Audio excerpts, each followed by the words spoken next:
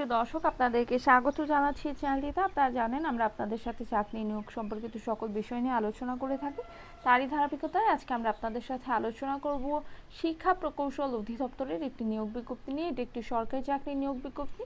এখানে 10টি ক্যাটাগরিতে মোট 187 জনকে নিয়োগ দেওয়া হবে। আবেদনের শুরুর তারিখ হচ্ছে 18 এপ্রিল এবং আবেদনের শেষ তারিখ হচ্ছে 9 মে। তো চলুন এই নিয়োগ বিজ্ঞপ্তি সম্পর্কিত সকল তথ্য আপনাদের সাথে শেয়ার করব। তো ভিডিওটি না টেনে পুরোটাই দেখবেন এবং চ্যানেলটিতে নতুন থাকলে সাবস্ক্রাইব করে অবশ্যই পাশে থাকা বেল আইকনটি অল ক্লিক দিয়ে রাখবেন। তো প্রথমে আমি যে পদটি নিয়ে আলোচনা করব সেটি হচ্ছে ইলেকট্রিশিয়ান। এর জন্য 2 জনকে নিয়োগ দেওয়া হবে আর এর জন্য বয়স হতে হবে 18 থেকে 30। আর এর জন্য আপনাদেরকে এইচএসসি পাস করতে হবে। এটা ভোকেশনাল শাখা থেকে করলেও চলবে এবং সংশ্লিষ্ট কাজে 6 মাসের বাস্তব অভিজ্ঞতা লাগবে। আর এখানে আরও রয়েছে যে এখানে আপনাদেরকে এইচএসসি পরীক্ষায় উত্তীর্ণর পাশাপাশি আপনাদের 1 বছর trade certificate course electricity licensing বোর্ডের বি সার্টিফিকেট প্রাপ্ত হতে হবে। স্টোর কিপারের জন্য 1 জনকে নিয়োগ দেওয়া হবে। এর জন্য আপনাদেরকে এইচএসসি পাস করতে হবে এবং কম্পিউটারে এমএস অফিসে কাজে দক্ষ হতে হবে।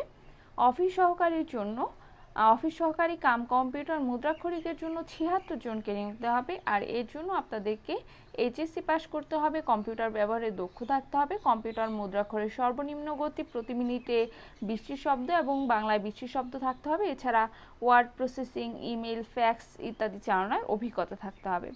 এর পরের পদটি হচ্ছে হিসাব সহকারী অথবা হিসাব সহকারী কাম ক্যাশিয়ার।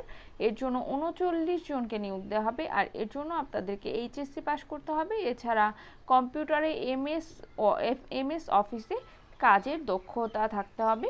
এরপর যে পদটি রয়েছে সেটি হচ্ছে 60 মুদ্রাক্ষরিক কাম কম্পিউটার অপারেটর। এর জন্য 3 জনকে নিয়োগ দেওয়া হবে। এর জন্য আপনাদেরকে স্নাতক ডিগ্রি লাভ করতে হবে আর এর পাশাপাশি কম্পিউটারে ব্যবহারে দক্ষতা থাকতে হবে। 60 লিপি পরীক্ষায় ইংরেজিতে সর্বনিম্ন গতি 70 এবং বাংলায় 45টি শব্দ থাকতে হবে এবং মুদ্রাক্ষরে আর গতি 30টি এবং 25টি থাকতে হবে। এছাড়া word processing, email, fax machine চালানোয় দক্ষতা থাকতে হবে। এর পরের পদটি হচ্ছে উচ্চমান সহকারী। এর জন্য 9 জনকে নিয়োগ দেওয়া হবে। এর জন্য আপনাদেরকে স্নাতক ডিগ্রি লাভ করতে হবে। এছাড়া কম্পিউটার ব্যবহারে দক্ষ থাকতে হবে এবং কম্পিউটারে মুদ্রাক্ষরে ইংরেজিতে 30টি শব্দ এবং বাংলায় 20টি শব্দের গতি থাকতে হবে। এর পরের পদটি 60 লিপিকার কাম কম্পিউটার অপারেটর। এর জন্য 4 জনকে নিয়োগ দেওয়া হবে। এর জন্য আপনাদেরকে স্নাতক ডিগ্রিধারী হতে হবে, কম্পিউটারে ব্যবহারে দক্ষ থাকতে হবে, 60 লিপি পরীক্ষায় ইংরেজিতে 80টি শব্দ এবং বাংলায় 50টি শব্দ হতে হবে। এছাড়া কম্পিউটার মুদ্রাক্ষরে ইংরেজিতে 30টি শব্দ এবং 25টি শব্দ। এছাড়া কম্পিউটার চালনা যে word processing, email, fax machine চালনায় অভিজ্ঞতা থাকতে হবে। এর পরের পরটি কম্পিউটার অপারেটর। এর জন্য 27 জনকে নিয়োগ দেওয়া হবে। এর জন্য আপনাদেরকে স্নাতক ডিগ্রি লাভ করতে হবে এবং কম্পিউটার মুদ্রাক্ষরে প্রতি মিনিটে বাংলায় 25টি এবং ইংরেজিতে 30টি শব্দের গতিসহ স্ট্যান্ডার্ড অ্যাপটিটিউড টেস্টে উত্তীর্ণ হতে হবে। এর পরের পরটি হিসাব রক্ষক। এর জন্য আপনাদেরকে কোনো বিশ্ববিদ্যালয় হতে ব্যবসায় শিক্ষা অনুষদভুক্ত কোনো বিষয়ে আপনাদেরকে স্নাতক ডিগ্রি লাভ করতে হবে। তবে শর্ত থাকবে যে শিক্ষা জীবনে কোনো পদে আপনাদেরকে 3য় বিভাগ পেলে চলবে না।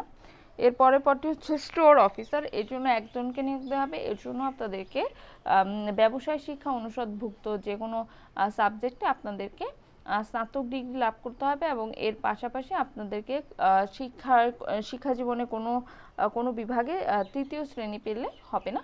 আর এর জন্য যে সকল জেলার প্রার্থীরা আবেদন করতে পারবে না সেটি হচ্ছে ফেনী, পঞ্চগড়, ঝালকাঠি জেলা ব্যতীত সকল জেলার প্রার্থীরা আবেদন করতে পারবেন। চলুন এই শর্তাবলীগুলো দেখে নিই। এখানে 1/3/2024 তারিখের মধ্যে প্রার্থীর বয়স 18 থেকে 30 বছরের মধ্যে হতে হবে। আর যদি আপনাদের মুক্তিযোদ্ধা কোটা থেকে থাকে তাহলে অবশ্যই 32 বছর পর্যন্ত। আর এখানে আপনাদেরকে অনলাইনের মাধ্যমে আবেদনটি করতে হবে। যে ওয়েবসাইটের মাধ্যমে আবেদনটি করবেন সেটি হচ্ছে eedmoe.teletalk.com.bd। আর এখানে আপনাদেরকে আবেদন ফি নির্ধারণ করা হয়েছে 1 থেকে 2 নং পদের জন্য 335 টাকা, 3 থেকে 10 নং পদের জন্য 223 টাকা আবেদন ফি এখানে নির্ধারণ করা হয়েছে। টেলিটক সিমের মাধ্যমে আপনারা আবেদন ফিটি জমা দেবেন। তো প্রিয় দর্শক, আজকে এ পর্যন্ত। যদি ভিডিওটি ভালো লাগে তাহলে অবশ্যই একটি লাইক করবেন, চ্যানেলটিকে সাবস্ক্রাইব করে পাশে থাকবেন। ধন্যবাদ।